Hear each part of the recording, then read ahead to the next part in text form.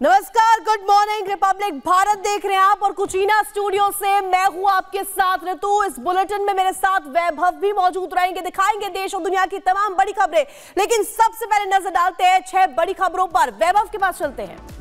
बिल्कुल ऋतु, बहुत शुक्रिया। दरअसल गुड मॉर्निंग भारत में आज शुरुआत उन 6 बड़ी तस्वीरों से करने वाले हैं जिन 6 तस्वीरों पर आज पूरा दिन हमारी नजरें बनी रहेंगी और इन 6 तस्वीरों का विस्तार भी आपको बताएंगे। तो सबसे पहले आपकी टीवी स्क्रीन पर ये वो 6 तस्वीरें। मिडिल ईस्ट में क्या अब महायुद्ध की तरफ आगे बढ़ता हुआ जा रहा है और क्या अब महायुद्ध तय है? प्रधानमंत्री नरेंद्र मोदी के मन की बात कार्यक्रम का 115वां संस्करण, क्या कुछ कहेंगे प्रधानमंत्री, वो भी हम आपको सुनाएंगे। महाविकास अघाड़ी में सीट शेयरिंग को लेकर फॉर्मूले पर जो पेच फंसा है वो पेच कब सुलझेगा, ये बड़ा सवालिया निशान है। लॉरेंस बिश्नोई के चुनाव लड़ने की आशंका के बीच अब सवाल ये है कि क्या महाराष्ट्र से इस बार लॉरेंस बिश्नोई चुनावी ताल ठोकते हुए नजर आएंगे? तो वहीं देश भर के तमाम इलाकों से वक्फ बोर्ड की गुंडागर्दी की वो तस्वीरें भी हम आपको दिखाएंगे, जिसके बाद कई सारे सवाल हैं। तो वहीं छठी और सबसे बड़ी तस्वीर होगी, क्योंकि दीपावली का त्योहार नजदीक है। ऐसे में अब तमाम ऐसे दुकानदार हैं जो जहर खुरानी करने पर लगे हुए हैं और लोगों को मिलावटी जहर दे रहे हैं। ये वो 6 बड़ी तस्वीरें आज पूरा दिन रहेंगी, जिन 6 तस्वीरों का पूरा सार, पूरा विस्तार आज हम आपको बताएंगे और इन 6 तस्वीरों से जुड़ी एक एक खबर आप तक पहुंचाएंगे। और इस बीच एक बड़ी खबर बता दें, प्रधानमंत्री नरेंद्र मोदी आज करेंगे मन की बात और ये 115वां संस्करण रहने वाला है। ये बड़ी जानकारी आपको देंगे। आज प्रधानमंत्री नरेंद्र मोदी मन की बात करने वाले हैं और यहाँ पर जनता को सीधे तौर पर यह संबोधन रहने वाला है। तो देखिए 115वां ये एपिसोड है। आज मन की बात करते हुए प्रधानमंत्री नरेंद्र मोदी नजर आएंगे। देश और विदेश के लोगों के साथ अपने जो विचार है वो इस संबोधन के जरिए साझा करेंगे। तो देखिए मन की बात का 115वां ये संस्करण है। प्रधानमंत्री नरेंद्र मोदी का तमाम विषयों पर यहां पर वो अपने विचार साझा करेंगे।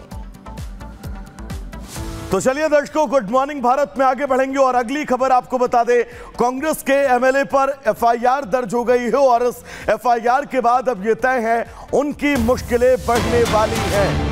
कांग्रेस के एमएलए इरफान अंसारी पर केस दर्ज हुआ है और ये पूरा प्रकरण है क्या, दरअसल सीता सोरेन पर विवादित बयान जब उन्होंने दिया उसके बाद उनके ऊपर अब एफआईआर दर्ज करवाई गई है।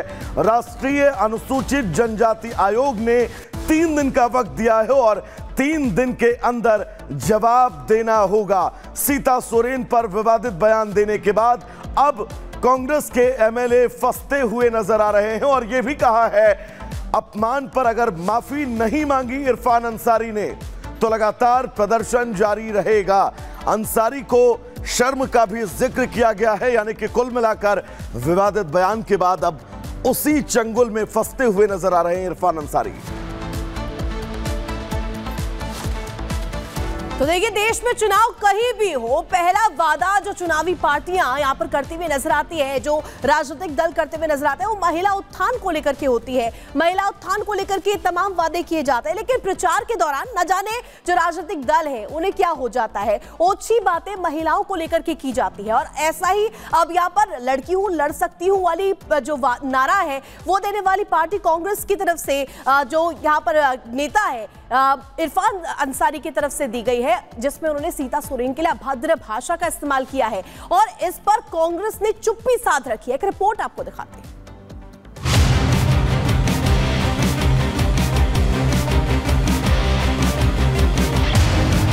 रिजेक्टेड माल है, रिजेक्टेड माल है, रिजेक्टेड माल है। इन महोदय का नाम है इरफान अंसारी। झारखंड की सोरेन सरकार के मंत्री और कांग्रेस के विधायक हैं। वैसे तो उर्दू में इरफान शब्द को ज्ञान और बुद्धि से जोड़ा जाता है, लेकिन कांग्रेस के इन बुद्धिमान नेताजी की इस सड़कछाप भाषा ने सियासी बवाल मचा दिया है, क्योंकि बीजेपी का दावा है कि अंसारी ने बीजेपी उम्मीदवार सीता सोरेन को रिजेक्टेड माल कहा है। उनको रिजेक्टेड माल बोला है। शर्म नहीं आती इरफान अंसारी को? झारखंड की बहनों का, बेटियों का अपमान है, भारत की नारी शक्ति का अपमान है और जरा भी अगर शर्म है हेमंत सोरेन जी में तो उनको इरफान अंसारी को मंत्रिमंडल से निकाल के बाहर फेंकना चाहिए। इरफान अंसारी अगर उनके बारे में, उनकी भाभी के बारे में आप शब्द का, भाषा का प्रयोग करते हैं और इसके बाद भी उनको मंत्रिमंडल में बनाए रखे हुए हैं, तो आप समझ सकते हो वोट के खातिर हेमंत सोरेन जी कितना गिर सकते हैं, आप ये समझ सकते हो। झारखंड में चुनाव है तो जामताड़ा सीट से ही इरफान अंसारी और सीता सोरेन का मुकाबला है। ऐसे में नामांकन के बाद कांग्रेस उम्मीदवार ने जो बयान दिया उसे सीता सोरेन ने ट्वीट किया। मीडिया से बात करते हुए इरफान रिजेक्टेड माल बोलते हुए सुनाई दे रहे हैं। बीजेपी कभी भी जमीनी स्तर के नेताओं को नहीं आगे लाती है। इनको बोरो खिलाड़ी चाहिए। इनको जो रिजेक्टेड माल है, जो सातिर से जी जाता है, उसको हाईजैक कर लेती है, तो इससे नहीं चलेगा। महिला सम्मान की बड़ी बड़ी बातें करने वाली कांग्रेस को अपने नेताओं के ये बयान याद रखने चाहिए, क्योंकि इससे पहले एक बार कमलनाथ ने पूर्व मंत्री इमरती देवी को आइटम बता दिया था, तो वहीं दिग्विजय सिंह ने अपनी ही पार्टी की सांसद मीनाक्षी नटराजन को 2013 में टंच माल कहा था।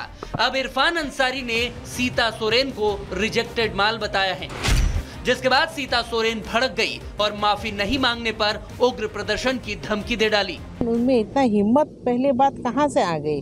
उसको हिम्मत देने वाले उसके पीछे कौन शख्स है? हम तो माफ नहीं करने वाले हैं और पूरे आदिवासी समाज हमारे इस तरह के जो बयानबाजी है आप बिल्कुल भी बर्दाश्त नहीं करेंगे। पूरा हमारे आदिवासी भाई बहनें और समुदाय, पूरे समुदाय के लोग पूरे क्रोधित है। बीजेपी इस मुद्दे पर आक्रामक रुख अख्तियार कर चुकी है। महिला अपमान पर सोरेन सरकार घिरने लगी है, क्योंकि बीजेपी नेताओं ने चुनाव आयोग से भी इस मामले की शिकायत कर कार्रवाई की मांग की है। उधर कांग्रेस भी आयोग पहुंच गई, लेकिन विवादित बयान पर घिरे इरफान अंसारी ने इस दावे को गलत बताकर बीजेपी और सीता सोरेन के खिलाफ ही उल्टा 100 करोड़ की मानहानि का मुकदमा करने की धमकी दी है। यानी उल्टा चोर कोतवाल को डांटे। Bureau report, Republic Bharat.